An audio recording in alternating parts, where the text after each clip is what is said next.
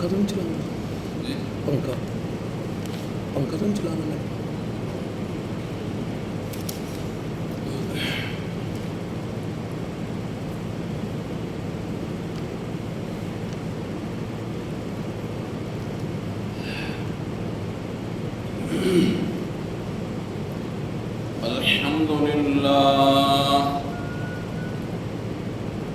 الحمد لله وكفى والصلاة والسلام على سيد الرسل وخاتم الأنبياء وعلى آله وصحبه وبارك وسلم خصوصا على خلفائه الراشدين المهديين إلى يوم القيامة. أما بعد فأعوذ بالله من الشيطان الرجيم. بسم الله الرحمن الرحيم. يمحق الله الربا ويربي الصدقات والله لا يحب كل كفار أثيم.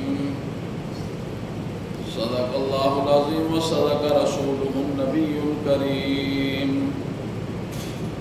ونحن على ذلك لمن الشاهدين والشاكرين والحمد لله رب العالمين.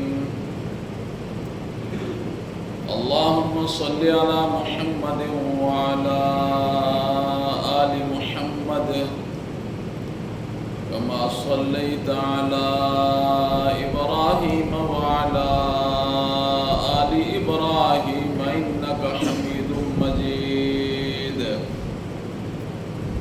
اللهم بارك على محمد وعلى آل محمد كما باركت على إبراهيم وعلى آل إبراهيم إنك حميد مجيد. رب اشرح لي صدري ويسر لي أمري واحلل عقدة من لساني يفقهوا قولي. رب زدني علما رب زدني علما رب زدني علما.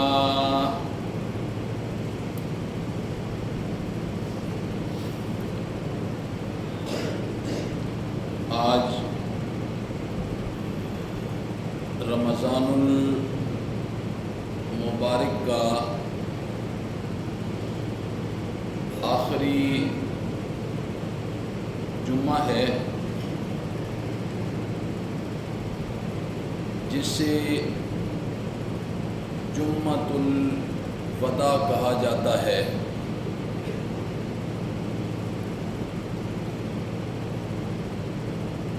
جمعۃ الوداع کا کیا معنی ہے؟ اب یہ رمضان کو الوداع کہہ رہا ہے.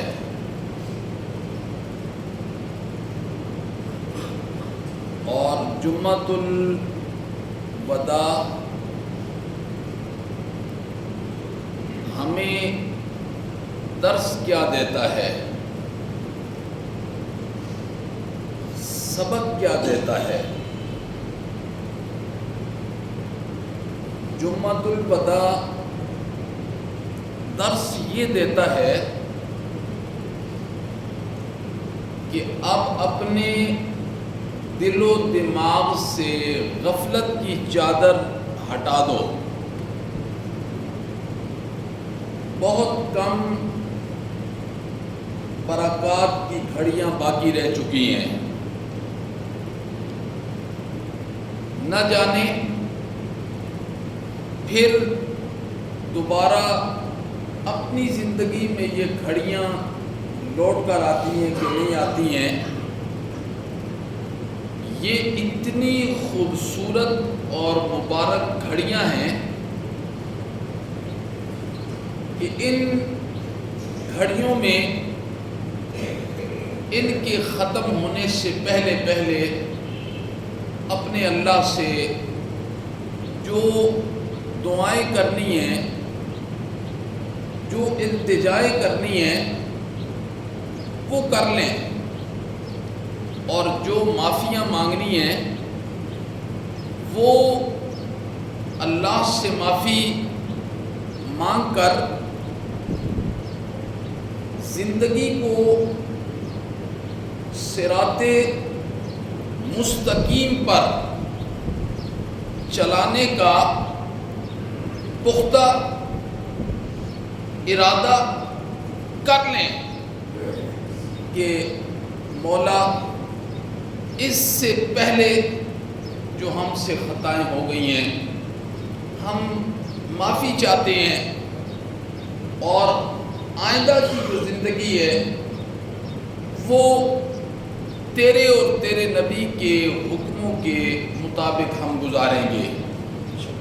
تو یہ جمعۃ الوداع یہ ہمیں پیغام دے رہا ہے، اس لیے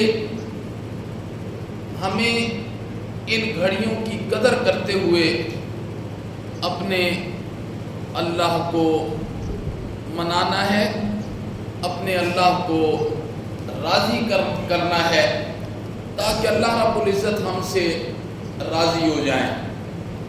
تو کچھ لوگ ان کے غلط نظریات ہیں، انہوں نے شیطان کے رستے پر چلتے ہوئے امام الانبیاء کی امت کو گمراہ کر دیا۔ وہ آج کے دن یہ باتیں کہہ رہے ہوتے ہیں کہ جمعۃ الوداع وہ دن ہے جس میں قضائے عمری ادا کی جاتی ہے، 2 نفل پڑھ لو وہ ساری زندگی کی قضا ہو جائے گی۔ یہ بہت بڑا دجل ہے، بہت بڑا جھوٹ ہے، بہت بڑا فراڈ ہے۔ کوئی اس قسم کی صحیح حدیث ذخیرہ احادیث میں ہمیں نہیں ملتی ہے۔ اس لیے نماز فرض ہے نہیں تو قرض ہے، یہ ہر صورت میں ادا کرنی ہے۔ جن لوگوں نے ان کے ذمے کچھ فرض نماز باقی ہے انہیں بھی آج ہی نیت کر لینی چاہیے، اور اپنی ہر نماز کے ساتھ ایک قضا نماز ادا کریں، اور ارادہ کر لیں گے، اس کو شروع کر لیں گے۔ کہاں تک بات پہنچتی ہے، درمیان میں موت آ جاتی ہے، لیکن امام الانبیاء نے ارشاد فرمایا کہ اللہ اس کے ارادے کی وجہ سے اس کی مغفرت کا فیصلہ کر دیں گے۔ لیکن یہ کہہ دینا کہ 2 رکعت پڑھنے سے قضائے عمری ادا ہو جاتی ہے، یہ عقل کے بھی خلاف ہے اور یہ نقل کے بھی خلاف ہے۔ لہٰذا اس قسم کی چیزوں سے اپنے آپ کو دور رکھنا ہے، اور اللہ رب العزت سے معافی مانگنی ہے، اور جتنے اخلاص کے ساتھ جو بندہ معافی مانگے گا ان گھڑیوں کے اندر، اللہ رب العزت اسے معاف فرما دیں گے۔ اپنے اپنے انداز سے انسان جیسے بھی معافی مانگے گا اللہ رب العزت اسے معاف کر دیں گے۔ تو قرآن مجید کی جو آیت میں نے خطبے میں تلاوت کی ہے اس میں اللہ کیا فرما رہے ہیں؟ یمحق اللہ الربا، اللہ سود کو مٹا دیتے ہیں۔ یمحق اللہ الربا، سود کو اللہ مٹا دیتے ہیں۔ وَيُرْبِ الصَّدَقَاتِ، اور اللہ صدقات کی پرورش کرتے ہیں۔ صدقات کی اللہ کیا کرتے ہیں؟ صدقے کی اللہ پرورش کرتے ہیں۔ سود کو اللہ مٹا دیتے ہیں اور صدقے کی پرورش کرتے ہیں۔ اور آگے اللہ نے فرمایا وَاللَّهُ لَا يُحِبُّ كُلَّ كَفَّارٍ أَثِيمٍ، اللہ کسی کافر اور گناہگار کو پسند نہیں کرتے ہیں۔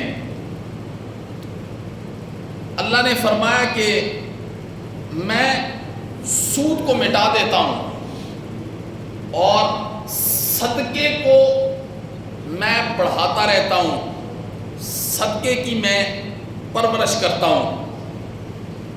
پہلے تو جمعۃ الوداع کے متعلق بس اتنی بات ہی کہنی تھی کہ آج رمضان المبارک کا آخری جمعہ ہے اور یہ پیغام دے رہا ہے کہ بس جو گھڑیاں رہ گئی ہیں برکات کی، خوب اس سے استفادہ حاصل کر لو۔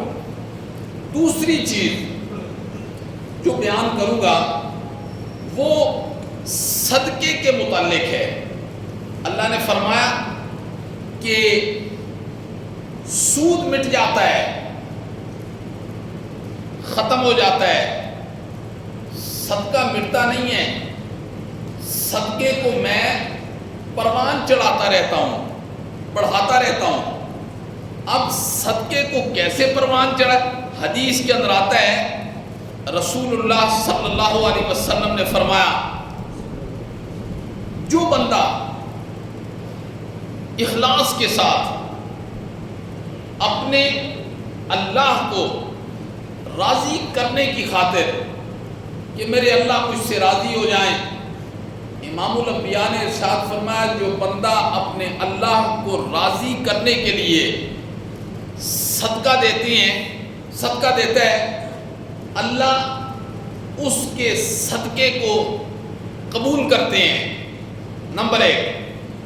نمبر 2، اس کے صدقے کو اپنے دائیں ہاتھ سے قبول کرتے ہیں، دائیں ہاتھ سے قبول کرتے ہیں۔ حدیث کے الفاظ ہیں یہ، دائیں ہاتھ سے کیوں قبول کرتے ہیں؟ اس میں بندے کو عزت دلانی مقصود ہوتی ہے۔ اگر آپ کسی کو کوئی چیز پکڑاتے ہیں، وہ دائیں ہاتھ سے لیتا ہے یا آپ اس سے دائیں ہاتھ سے لیتے ہیں، تو اس لینے کی وجہ سے ایک دوسرے کے دل میں کتنی محبت اور الفت پیدا ہوتی ہے۔ حدیث کے اندر آتا ہے کہ اللہ رب العزت بندے کے اخلاص والے صدقے کو قبول بھی کرتے ہیں اور اسے دائیں ہاتھ سے لیتے ہیں۔ یہ دائیں ہاتھ سے لینا یہ کیوں ہوتا ہے؟ یہ اس لیے ہوتا ہے تاکہ بندے کو عزت دی جائے۔ نمبر 3، صدقے کی اللہ پرورش کرتے ہیں، صدقے کی اللہ پرورش کرتے ہیں۔ پرورش کیسے کرتے ہیں؟ امام الانبیاء نے بہت خوبصورت مثال دی ہے۔ امام الانبیاء نے فرمایا، جیسے تم گھوڑے کے بچے کی پرورش کرتے ہو، عرب کے اندر بہت محبت کی نظر سے دیکھا جاتا تھا گھوڑے کو، اور پھر گھوڑے کے بچے کی پرورش وہ اپنے بچے سے زیادہ مشکل ہوتی تھی۔ جتنی خوبصورتی کے ساتھ، جتنی محبت کے ساتھ وہ گھوڑے کے بچے کی پرورش کرتے تھے۔ گھوڑا کیسا جانور تھا؟ میدان کا جانور تھا جی، اور اوپر شاہ سوار بھی پھر مجاہد ہوتے تھے۔ مجاہد اس زمانے میں گھوڑا بھی میدان میں ہوتا تھا اور گھوڑے کے اوپر جو شاہ سوار ہوتا تھا وہ بھی میدان میں ہوتا تھا۔ جہاد کی زینت ہوتے تھے۔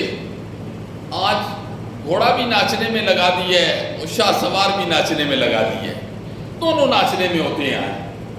تو گھوڑا جو اس زمانے میں ہوتا تھا وہ، اللہ اکبر، امام الانبیاء نے کتنی خوبصورت مثال دی۔ امام الانبیاء نے ارشاد فرمایا کہ جس طریقے سے بندہ گھوڑے کے بچے کی پرورش کرتا ہے نا اور اسے بڑھاتا رہتا ہے، آپ نے فرمایا اللہ بندے کا دیا ہوا صدقہ اس کی ایسے پرورش کرتے ہیں، ایسے پرورش کرتے ہیں۔ اور آپ نے فرمایا جس نے ایک لقمہ صدقہ کیا اخلاص کے ساتھ، ایک لقمہ، اللہ رب العزت اس کے صدقے کو بڑھاتے جاتے ہیں یہاں تک کہ اللہ اسے اس کی پرورش کرتے وہ احد پہاڑ کے برابر ہو جاتا ہے۔ اللہ اکبر، احد پہاڑ کے برابر ہو جاتا ہے۔ اور کل قیامت والے دن جب اللہ اجر اسے عطا فرمائیں گے تو وہ ایک لقمہ جو اللہ نے بڑھاتے بڑھاتے بڑھاتے احد پہاڑ کے برابر کر دیا۔ آپ نے فرمایا کہ اللہ پھر احد پہاڑ کے برابر اسے اجر نصیب فرمائیں گے۔ اللہ اکبر۔ اور ایک حدیث کے اندر آتا ہے رسول اللہ صلی اللہ علیہ وسلم نے فرمایا جس نے ایک کھجور صدقہ کی، ایک کھجور کیا ہوتی ہے؟ ایک کھجور جس نے صدقہ کی، آپ نے فرمایا اللہ اسے بڑھاتے ہیں جیسے تم اونٹ کو بڑھاتے ہو، گھوڑے کو بڑھاتے ہو۔ اس حدیث کے اندر ایک جملہ زیادہ ہے گھوڑے کا۔ اللہ اسے بڑھاتے بڑھاتے پہاڑ کے برابر کر دیتے ہیں، یہاں تک کہ کل قیامت والے دن جب تمہیں اجر دیا جائے گا تو پہاڑ کے برابر اجر دیا جائے گا۔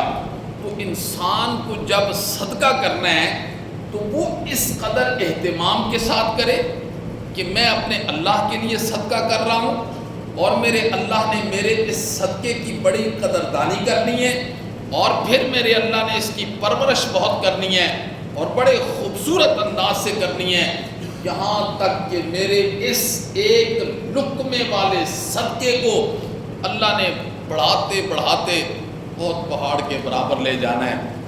ایک حدیث کے اندر آتا ہے اللہ اکبر، رسول اللہ صلی اللہ علیہ وسلم نے ارشاد فرمایا، ابو مسعود انصاری رضی اللہ تعالیٰ عنہ سے روایت ہے، ایک نوجوان اونٹ لے کے آیا اور نکیل لگی ہوئی ہے، نکیل،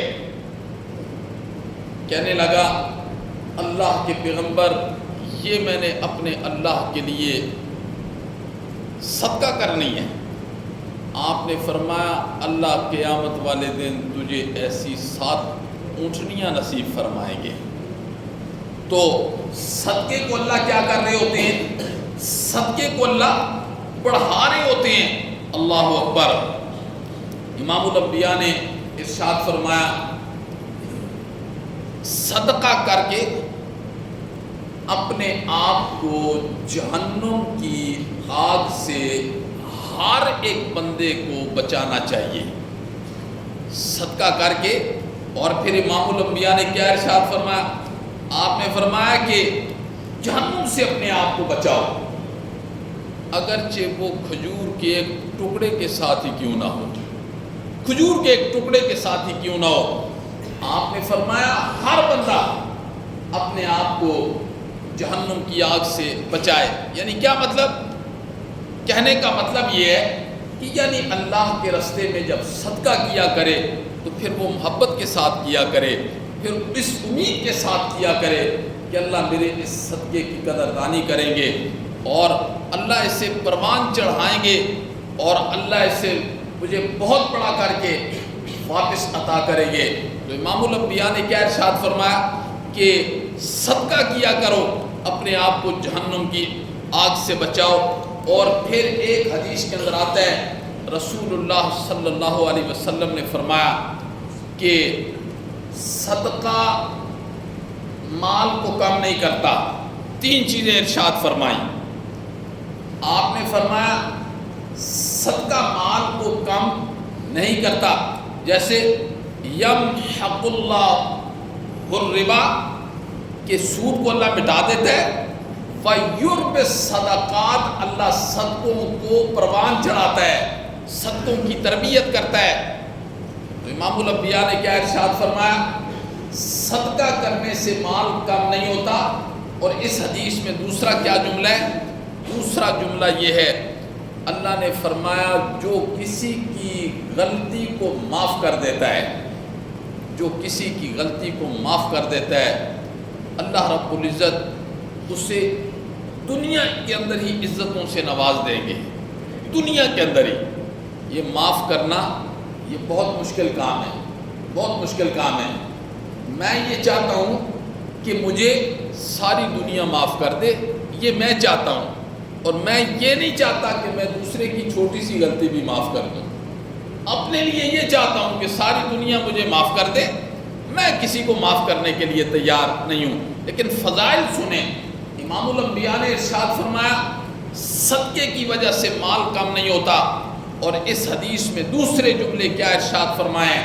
امام الانبیاء نے ارشاد فرمایا جو کسی کو معاف کر دے گا، جو کسی کو معاف کر دے گا اللہ اسے عزتوں سے نوازیں گے، اور اسی طریقے سے جو اپنے اللہ کے لیے عاجزی اختیار کرے گا، جو اپنے اللہ کے لیے انکساری اختیار کرے گا، تواضع اختیار کرے گا۔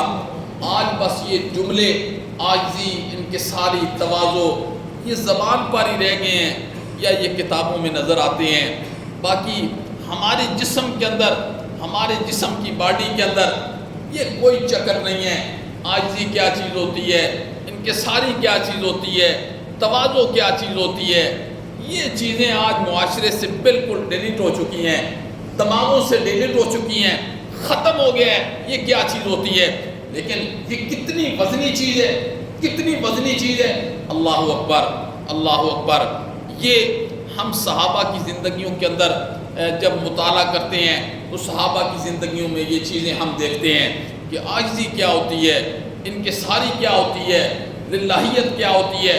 شیخ سعدی نے فرمایا نا، نہاد شاخ پر میوہ بر سر زمین، کہ جس ٹہنی پر پھل لگا ہوتا ہے نا، پھل لگا ہوتا ہے وہ ٹہنی ہمیشہ جھکی ہوئی ہوتی ہے، اور جس ٹہنی کے ساتھ پھل نہیں ہوتا نا وہ آسمان کی طرف ہوتی ہے۔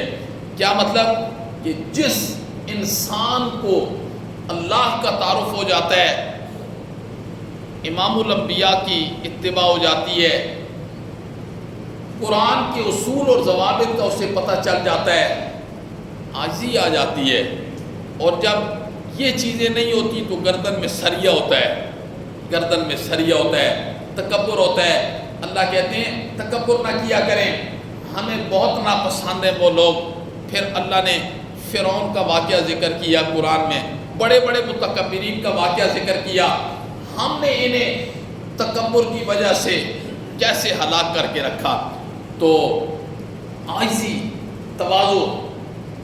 حضرت جبرائیل علیہ السلام تشریف لائے امام الانبیاء کے پاس، اور ایک صحابی بیٹھے تھے جن کا نام تھا حضرت ابو ذر غفاری رضی اللہ تعالیٰ عنہ۔ تو حضرت جبرائیل آئے نا، آ کر کہنے لگے آقا آپ کے پاس ابو ذر بیٹھے ہوئے۔ تو امام الانبیاء نے پوچھا جبرائیل آپ ابو ذر کو جانتے ہو؟ حضرت جبرائیل نے کیا فرمایا؟ اللہ کے پیغمبر مدینے والے اتنا نہیں جانتے جتنا کہ آسمان والے ابو ذر کو جانتے ہیں، مدینہ والے اتنا نہیں جانتے۔ پھر امام الانبیاء نے پوچھا کیا خصوصیت ہے؟ فرمایا ایک خصوصیت تو یہ ہے کہ ابو ذر اپنے آپ کو ہر کسی سے چھوٹا سمجھتا ہے، ہر کسی سے چھوٹا سمجھتا ہے، دل میں اپنے آپ کو چھوٹا سمجھتا ہے۔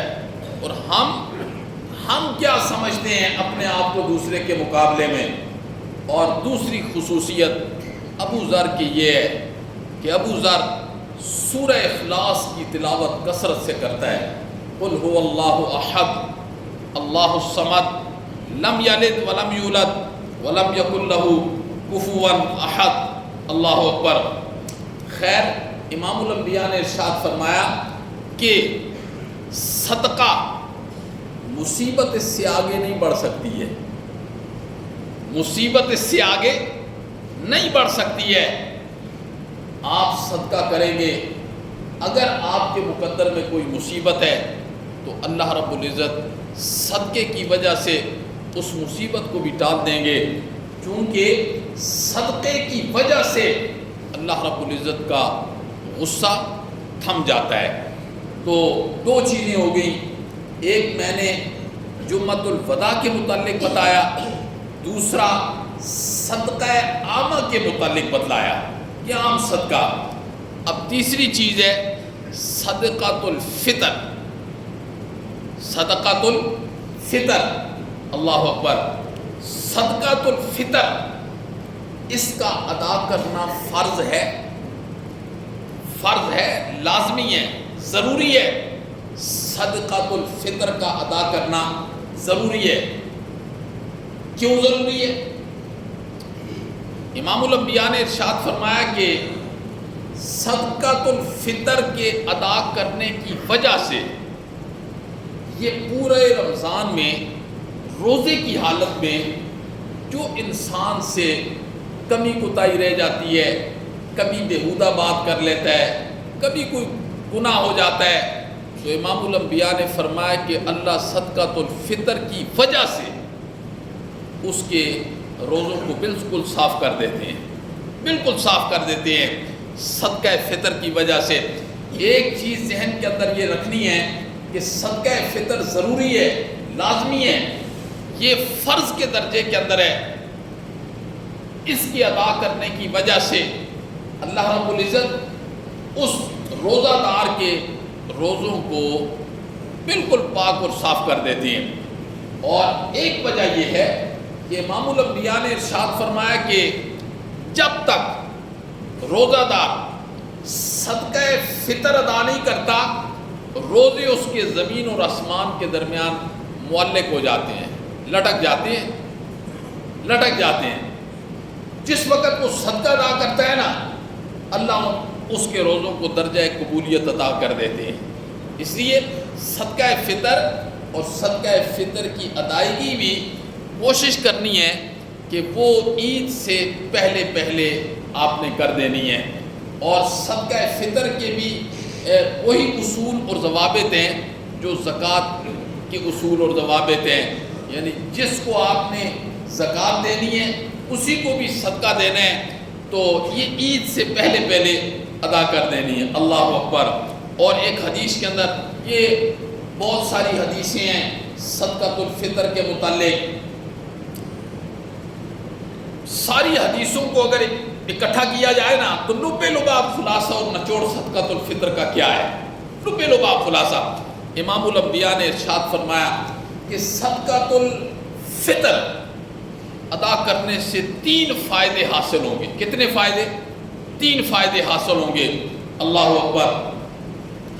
پہلا فائدہ یہ ہے کہ اللہ اس کے روزوں کو قبول کر لیں گے۔ پہلا فائدہ یہ ہے، اللہ اس کے روزوں کو قبول کر لیں گے۔ دوسرا فائدہ یہ ہے، اللہ اس کو کامیابی و کامرانی سے نواز دیں گے۔ اور تیسرا فائدہ یہ ہے کہ سکرات الموت کے موت کے وقت اللہ رب العزت اسے موت کی سختیوں سے بچائیں گے، اور اللہ رب العزت اسے قبر کے عذاب سے بھی بچائیں گے۔ یہ صدقۃ الفطر کے محدثین نے اور فقہاء نے کتنے بڑے فائدے لکھے ہیں کہ اس کے روزے قبول ہو جاتے ہیں۔ اللہ اکبر۔ نمبر 2 وہ کامیاب ہو جاتا ہے، اور نمبر 3 موت کے وقت، سکرات الموت، موت کے وقت اور قبر کے عذاب سے اللہ رب العزت صدقہ فطر کی ادائیگی کی وجہ سے اللہ اس کی حفاظت فرما دیتے ہیں۔ تو صدقہ فطر بڑے اہتمام کے ساتھ آپ حضرات نے ادا کرنا ہے۔ اللہ اس کی وجہ سے روزوں کو قبول کر دیتے ہیں، اللہ اس کی وجہ سے کامیابیاں نصیب فرماتے ہیں، اور اللہ اس کی وجہ سے موت اور موت کے بعد کی سختیوں سے اللہ رب العزت محفوظ فرماتے ہیں۔ اب صدقہ فطر کے درجات کتنے ہیں، کتنے درجے ہیں؟ دیکھو، ہر بندہ الگ درجے کا مالک ہے۔ ایک غریب ہے، ایک تھوڑا اس سے اوپر ہے، دوسرا تھوڑا اس سے اوپر ہے، تیسرا تھوڑا اس سے اوپر ہے۔ تو جس کو اللہ رب العزت نے اپنی عظمت کے ساتھ نوازا ہے وہ اسی اعتبار سے صدقہ فطر ادا کرے گا۔ عام جو بندہ ہے پہلا درجہ، وہ گندم کے برابر 300 روپیہ تقریباً صدقہ فطر فی بندہ ہے، 300 روپیہ۔ اور ایک بات یاد رکھنا، جس کا نان نفقہ جس کے ذمہ ہے، مثال کے طور پر اس کی بیوی ہے، اس کے بچے ہیں، یا ملازم کوئی ایسے ہیں کہ جن کا کھانا یہ دیتے ہیں۔ ایک تو ہوتا ہے نا تنخواہ دینا، تنخواہ دار ملازم ہے تو ٹھیک ہے وہ تنخواہ لے، اس کا نہیں، جس کو کھانا پینا بھی دیتے ہیں یہ، تو ان کا صدقہ فطر بھی دینا پھر اس کے ذمہ ضروری اور لازمی ہوگا۔ تو ایک صدقہ فطر ہے 300 کے حساب سے، 300 کے حساب سے، اور ایک یہ گندم کے حساب سے ہو گیا، ایک جو کے حساب سے ہے، اور جو کا حساب تقریباً فی کس بندہ 600 روپیہ بنتا ہے، اور پھر اس سے اوپر چلے جائے کوئی بندہ، پھر وہ کھجور ہے تو کم از کم کھجور کا بھی ایک بندے کا 2500 روپیہ فی کس کے حساب سے بنتا ہے، پھر اس سے اوپر کشمش ہے وہ کم از کم ایک بندے کا 4400 روپیہ بنتا ہے۔ تو ہر بندہ دیکھے مجھے اللہ رب العزت نے کس درجے کے اندر رکھا ہوا ہے، جو بندہ جس درجے کے اندر ہے نا اسی درجے کے اندر دے گا، اور اسی طریقے سے قیامت والے دن پھر اللہ سے واپس بھی لے گا، جس طریقے سے دے گا اسی طریقے سے پھر واپس بھی لے گا۔ تو یہ 4 درجے ہیں۔ اب ہر بندہ جانتا ہے کہ اس کو یہ اللہ کے لیے دینا ہے، اللہ کے لیے دینا ہے، لہذا بس پھر جتنی ہمت ہے نا، لوگ بہت پوچھتے ہیں، دیکھو ہم ہر مہینے نیٹ کا پیکج کرواتے ہیں کتنا، لیکن بڑی عجیب بات ہے 300 روپیہ صدقہ فطر دینے کے لیے کتنے لوگوں سے پوچھتے ہیں، یہ نیٹ کے پیکج لگاتے ہیں، کہاں چلا جاتا ہے پیسہ؟ یہ اللہ کے لیے وہ حالانکہ اس کا حساب دینا ہے، عذاب ہی عذاب ہے وہ، یہاں تو کتنے واپس ہونے ہیں دیکھو۔ اس لیے جب اللہ کے لیے دینا ہے نا، زندگی میں ایک اصول یاد رکھنا ہے، جب اللہ کے لیے دینا ہے تو پھر گھبرانا نہیں ہے، بس دیا اور اسے پھینک دیا، چلا گیا سو چلا گیا جی، بس اللہ جانے اور وہ جانے۔ تو ان ساری چیزوں کا آپ نے خیال کرنا ہے۔ اور چوتھی چیز جس کی طرف میں نے توجہ دلانی ہے وہ ہے لیلۃ الجائزہ۔ لیلۃ الجائزہ یعنی کیا مطلب؟ عید والی رات، جیسے جی عید والی رات، چاند رات، وہ لیلۃ الجائزہ ہوتی ہے۔ لیلۃ الجائزہ میں حدیث کے اندر آتا ہے کہ پورا مہینہ بندہ مشقت کرتا ہے، تکلیف کرتا ہے، اب یہ انعامات کا وقت ہوتا ہے، انعامات کا، تو وہ بندہ کتنا بد نصیب ہے جس نے ساری محنت کی لیکن انعام لیتے وقت وہ موجود ہی نہیں تھا جی۔ تو لیلۃ الجائزہ جو ہے نا یہ بہت اونچی رات ہے، خدا باعث شاید ہے، بہت اونچی رات ہے، لیکن لوگ اس میں کیا کرتے ہیں؟ لوگ اس رات میں کیا کرتے ہیں؟ امام الانبیاء نے فرمایا کہ سب سے بری جگہ اللہ کے ہاں وہ بازار ہیں، اور سب سے خوبصورت جگہ اللہ کے ہاں وہ مسجدیں ہیں۔ لہذا اس رات کے کتنے فضائل ہیں، کتنے فضائل ہیں، یہ میری اور آپ کی سوچ سے بھی اوپر ہے کہ اس رات کے کتنے فضائل ہیں۔ اللہ اکبر، اللہ کو یہ راتیں کتنی محبوب ہوتی ہیں۔ اس لیے لیلۃ الجائزہ، اس میں کیا کرنا چاہیے؟ اس میں تو بس ہمیں اپنے اللہ سے دعائیں کرنی چاہیے، مانگنا چاہیے۔ اللہ رب العزت اس کے اندر بہت اللہ نے اجر رکھا ہے۔ ایک حدیث کے اندر آتا ہے رسول اللہ صلی اللہ علیہ وسلم نے ارشاد فرمایا، جس بندے نے 2 عیدوں والی رات کو عبادت کی، 2 عیدوں والی رات کو عبادت کی، یعنی اپنے اللہ کے سامنے سر بسجود رہا جی، کسی بھی جگہ، گھر ہے، دکان ہے، کسی بھی جگہ اس نے بس اپنے اللہ کو راضی کیا۔ آپ نے فرمایا کہ قیامت والے دن کا ایک خوف ہوگا، اللہ اکبر، اللہ اکبر، بہت بڑا خوف ہوگا قیامت والے دن، اس کا تصور بھی نہیں ہے۔ ہر بندے کا دماغ اور اس کی ہر چیز معوف نہیں ہو جائے گی، معوف ہو جائے گی۔ آپ نے فرمایا جو 2 عیدوں کی رات کو اللہ کی عبادت کرے گا، کل قیامت والے دن اس کے دل و دماغ پر اس قیامت کا اور اس میدان محشر کا جو خوف ہوگا وہ سوئی کے ناکے کے برابر بھی نہیں ہوگا، سوئی کے ناکے کے برابر بھی خوف نہیں ہوگا۔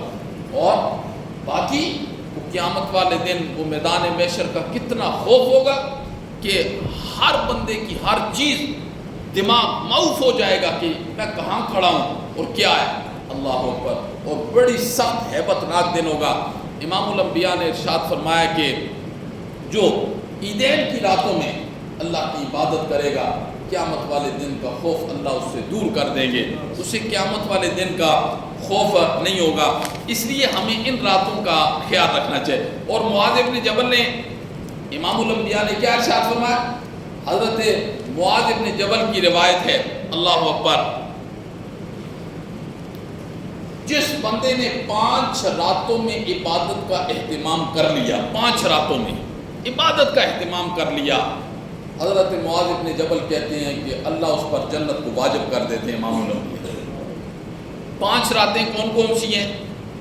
8ویں ذی الحج، 9ویں ذی الحج، 10ویں ذی الحج، یعنی ذی الحج کی یہ 3 راتیں، 8، 9، 10، اور عید الفطر کی رات اور عید الاضحیٰ کی رات، یہ 5 راتیں ہیں۔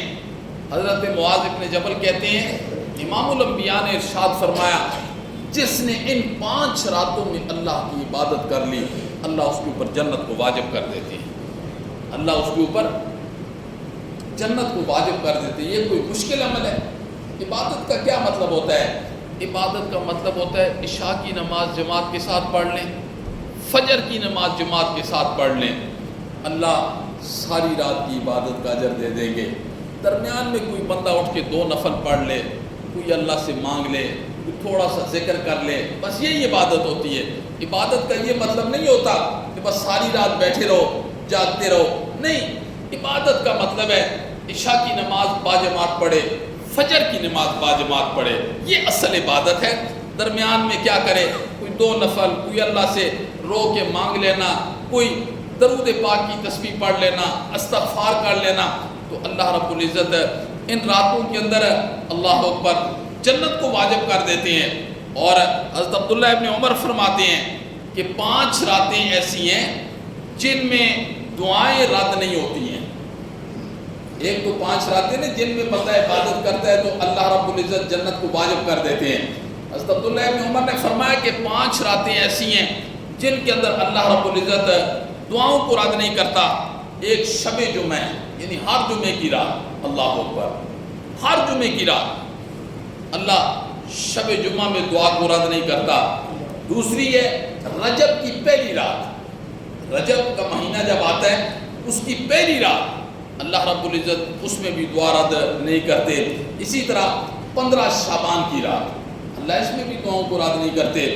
اور اسی طریقے سے عید الفطر کی رات ہے جو آنے والی ہے، اور عید الاضحیٰ کی رات ہے، تو لیلۃ الجائزہ، اس میں اللہ رب العزت کی طرف سے بندوں کو انعامات تقسیم کیے جاتے ہیں۔ اور یہ وہ رات ہے کہ جتنے امام الانبیاء نے کیا ارشاد فرمایا کہ رمضان کی ہر افطاری کے وقت اللہ قبیلہ بنو کلب کی بھیڑ بکریوں کے بالوں کے برابر لوگوں کی مغفرت کرتے ہیں، اور پورا رمضان میں جتنے لوگوں کی مغفرت ہوئی ہے نا، لیلۃ الجائزہ یعنی چاند رات کو اتنے اکٹھے لوگوں کی اللہ مغفرت کرتے ہیں اللہ۔ اور جس کی اللہ ایک دفعہ مغفرت کر دیتے ہیں نا، اس میں صرف مردے نہیں ہیں، زندے بھی ہیں، صرف مردے نہیں ہیں، زندوں کو بھی اللہ نے معاف کر دیا، تو پھر معاف کر دیا۔ پھر اللہ کی عظمت کے خلاف ہے کہ اللہ کسی کو معاف کر کے پھر دوبارہ پکڑیں۔ اس لیے کوشش ہونی چاہیے ان راتوں کو جتنا اللہ رب العزت نے فائدے رکھے ہیں ہم اس سے فائدہ حاصل کر سکیں۔